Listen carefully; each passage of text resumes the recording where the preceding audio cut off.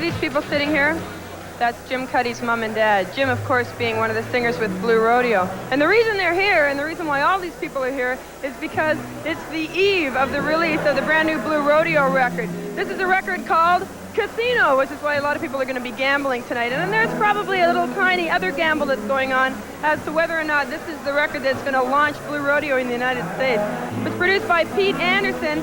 It's a lot more, shall we say, radio accessible. A lean-down, stripped-down version of what we love best about Blue Rodeo, which is great melodies and killer harmonies.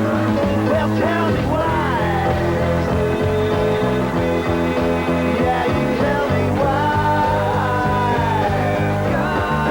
Is it because you got too tough in one day? Is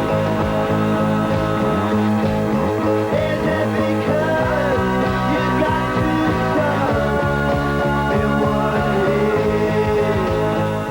too So, Casino. This is because this is a big gamble record. Is that what it is? Yeah. You know, Casino started out because it's a Beatle guitar. Simple as that. Oh. And then it became... George Harrison guitar. That's right. Ah. That's right. And then it became more than that because of where we made the record, Los Angeles, and because the art director from Atlantic Records had, when he heard it, he said, oh, I know what you're talking about, all this cheesy neon and a little dumpy casino in the desert. And he sent some guy out to the desert to take this picture that he had conceived. You know, I mean, somehow we always end up with covers that somehow depict desolation, but this is our natural desolation cover. I mean, you don't choose something that's completely off base. Somehow there's certain guiding principles that help you choose what you're doing. This record is about being detached and feeling banished and exiled a bit, and so the fact that this depiction on the album cover is the psychological landscape of the record. So how did you get involved with the Blue Rodeo project? It was from a long-seated love of the earlier projects, I understand. Yeah, I heard their music on the radio a lot in Los Angeles. So they So what happened the first time you played, you know, like Diamond Mind or something?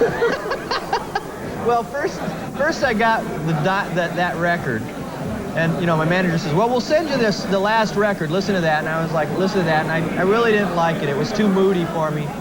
And I just thought, the kind of band that would make this record probably wouldn't want to work with me, because I like to make, you know, concise records that are directed and aggressive records. That's what I'm into. So, and my manager just kept prompting me about this band, you know, and I said, okay. So he says, we'll send... It's a nice story. We'll get some demos. So they sent me some demos, and the first batch of demos were really horrible. And so we're listening... Now, let's talk about those demos. There's 7 songs on the first demo. Right. He hated them all. Really? 5 of them were on the record. What does that tell you? It tells me that either you are a hypocrite. I saved them. They were in the trash can. I saved them. Remember that. History may prove you wrong, Pete. on this useless night.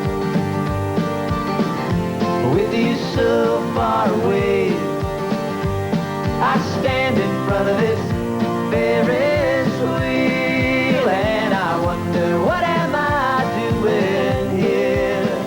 And I wonder, what am I doing here?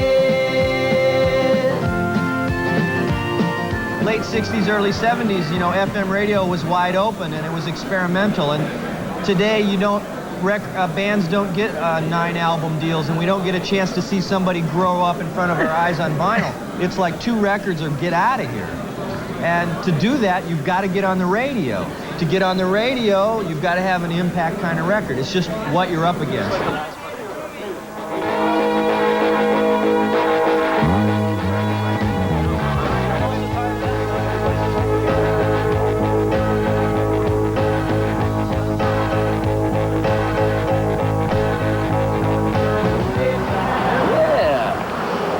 You've got new management now with Danny Goldberg, who is, well, is a fairly heavy manager. I guess he's in, you know, he's sort of like one of those big shot rock and roll sort of guys.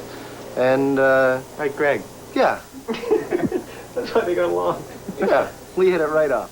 The nice thing about him is that he's a powerful guy, but he doesn't act like he's got answers. He doesn't act like, you know, oh, this is, you know, we're gonna do this, we're gonna do that. You know, he just knows that, you know, if things happen, you can you know, help it out a bit.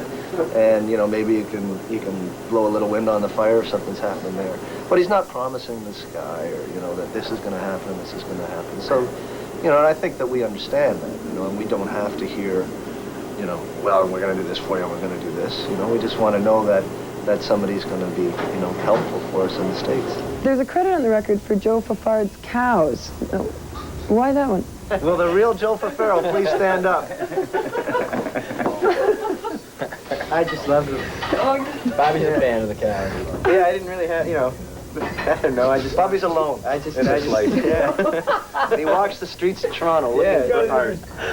He wanted to produce those cows when he first saw them. Thank yous are always so, they generally aren't that interesting to me, so I just wanted to have fun. Is there a difference between what your expectations of the record are versus what, you know, the people around the project, like the record company's expectations would be? Because they're expecting it to be a big hit in the States. When we put out our last record, everyone said this is the record that's going to do it for them, right? You know, so, you know, who cares? You know, this record was fun for us to make, and you know, we'll be making lots more. And if this one does it for us, well, you know, I'm sure that the next record will be, you know, very different, you know, no matter what. But, you know, so, you know, we don't really, you know, go with that. We don't transfer the hopes of other people in what we do. Even though we do, before we go to sleep every night, we kneel down and pray to these little statues that we brought along with us. Please let a limo be waiting for us. I want a limo.